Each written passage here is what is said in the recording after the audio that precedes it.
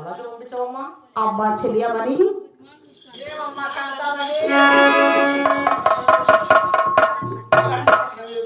ఇదేంటమ్మా? ఈ నా దగ్గర ఉన్న చిలికత్తి కాదు కదా అమ్మా. అమ్మా ఈ చిలకత్తిని చూడలేదు. ఇలాంటి చిలికత్తులు ఎంత వస్తే కొంచెం ప్రమాదమేమో అన్నయ్య. అమ్మ వండుకొని మన ఇంట్లో జీతకాలు లేరు, మన చెలికత్తి లేరంటే మాట్లాడుకొని చెలికత్తి తీసుకొచ్చిందమ్మా. తీసుకున్నాం, ఏమాత్రం ప్రాబ్లం లేదా? ఇబ్బంది ఏమిలే, నువ్వు పెట్టుకో, నేను పెట్టుకుంటుంది. ఏంట్రా ఏం మాట్లాడుతున్నావు? నాకు మార్కుతో చెలియామని దండం పెట్టుకోవచ్చు. అలా మాట్లాడకూడదునైనా ఆడపిల్ల వాళ్ళు కదా వాళ్ళు, అలా గౌరవించాలి, అలా మాట్లాడకూడదు. నేను గౌరవం పెట్టుకోలేదు. ఏం మాట్లాడుతున్నావు ఎదవా? గౌరవం అంటే నీకేం పని ఇక్కడికి? గుమ్మస కదా మా ఎవరంటే అంటే కొత్తగా తెచ్చినమ్మ చెలికని చెప్తాను. సరేనా నేను చెప్తాను కదా. ఏమ్మా ఇంత పెద్దగా అయిపోయింది కదా మేమమ్మా. నా కుమార్తె ఏమా అవునేనా? అన్నయ్య మీరు వెళ్ళండి దయచేసి. ఏమిటమ్మా లోపల అన్నయ్య మీరు వెళితే నాకు చాలా మంచిది. సగం ఆసరణ అవుతుంది, జొన్నచెని తిరుగుని రావాలి కాబట్టి మీరు వెళ్ళి వస్తే మేము బయలుదేరుతాం అన్నయ్య.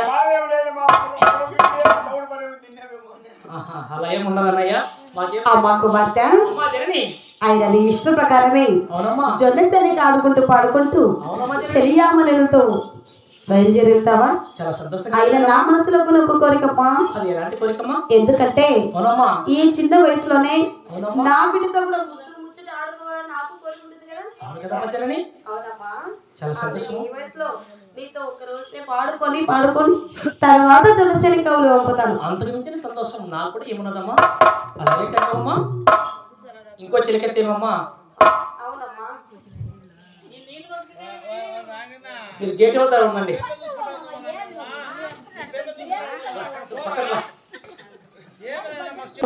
వెళ్ళిస్తావా? వెళ్ళొస్తానమ్మా.